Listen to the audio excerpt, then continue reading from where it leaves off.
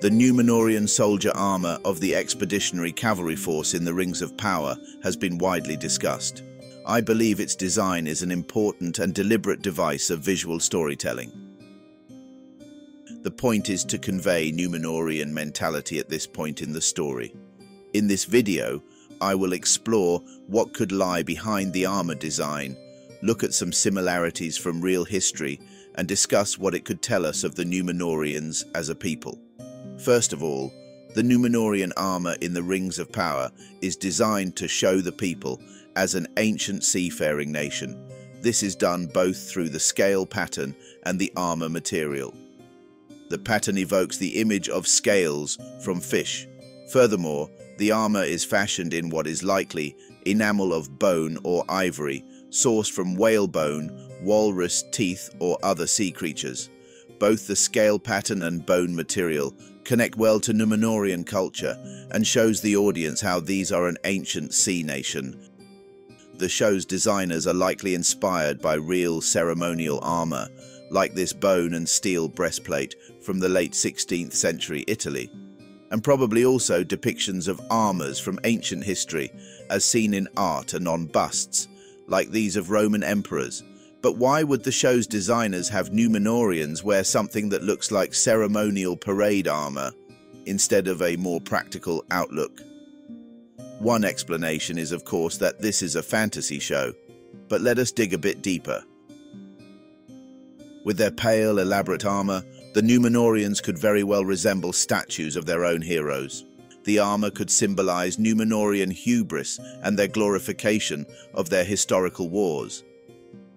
Interestingly, a similar stylistic choice was made for an armor in the movie The Gladiator. There, the Emperor Commodus wears a white armor so that he resembles a real marble statue of Augustus, the first Roman emperor. The movie creates a striking image of visual storytelling, conveying to the audience how Commodus has reached the height of his ego and pride. Similarly, the people of Númenor have not been in a real war for hundreds of years, and they glorify the past. Galadriel talks of how the Númenóreans have the elves to thank for their glories and rewards, but now they have grown to forget. They loathe elves for their immortality, and they place themselves above other human peoples of Middle-earth, whom they even refer to as low men. We, as the audience, also see the Númenóreans' hubris in the way they depict themselves. They have surrounded their city with giant statues, they glorify past heroes in speeches, and even the city guards wear fine golden armor. All this underline why the Númenóreans would fashion their expeditionary force in such an elaborate bone-enameled armor. Favoring a striking pale look instead of more practical gear, they have clad their soldiers to resemble marble statues of ancient Númenórean heroes. Heroes that would now save the low men of Middle-earth. But surely the Númenóreans would never go to war in parade armor. It is simply unrealistic and unbelievable.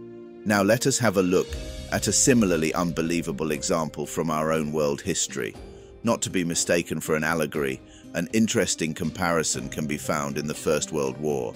In 1914, French soldiers went to battle wearing colorful uniforms with blue jackets and red pants. Governing French traditionalists had chosen the uniform for its symbolic value, harkening back to historical wars and the national colors. But, in the bright red and blue, French soldiers were easily spotted on a modern battlefield.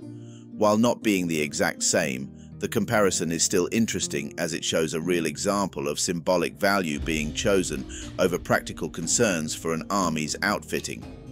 This in turn lets us understand why the Númenóreans would make a similar choice, favoring style over practicality.